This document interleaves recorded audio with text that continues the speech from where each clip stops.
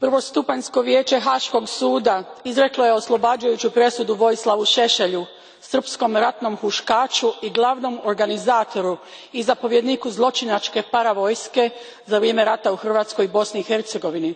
Ovakva je presuda sama po sebi skandalozna, ali neki su njezini dijelovi posebno šokantni. Vijeće je primjerice Veliku Srbiju okarakteriziralo kao politički, a ne zločinački projekt, što je u koliziji s nekim ranijim presudama istog suda. Svakome iole upućenom u politička i ratna zbivanja na području bivše Jugoslavije 90-ih godina prošlog stoljeća jasno je da Velika Srbija nije mogla nastati ni na koji drugi način nego zločinom, tako da je ovakva karakterizacija potpuno apsurdna.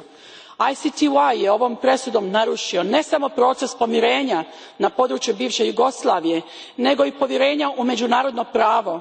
Nakon ovoga mnoge će države u budućnosti zazirati od suradnje s međunarodnim sudovima, što će negativno utjecati na svjetski mir i stabilnost. Hvala lijepa.